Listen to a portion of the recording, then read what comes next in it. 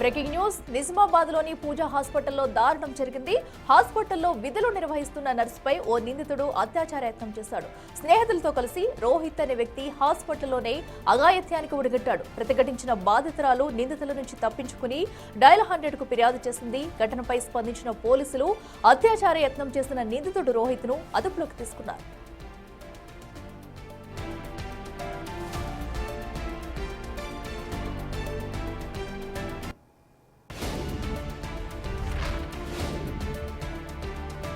ఇక నిజామాబాద్ లోని పూజా హాస్పిటల్లో దారుణం జరిగిందని చెప్పాలి. హాస్పిటల్లో విధులు నిర్వహిస్తున్న నర్సుపై ఓ నిందితుడు అత్యాచార యత్నం చేస్తాడు. అయితే స్నేహితులతో కలిసి ఆమెపై అత్యాచార యత్నానికి ఒడిగట్టాడు. దీంతో బాధితురాలైతే వారి నుంచి తప్పించుకునే ప్రయత్నం చేసి పోలీసులకు ఫిర్యాదు చేసింది. దీంతో ప్రస్తుతం పోలీసులు వారిని అదుపులోకి తీసుకుని అఘాయిత్యం కింద అత్యాచారం కింద అయితే కేసు నమోదు చేశారు. అయితే హాస్పిటల్లో నర్సుపైనే ఇలాంటి ఘటన చోటు చేసుకోవడంతో కూడా అందరూ భయభ్రాంతులకు గురవుతున్నారని చెప్పాలి.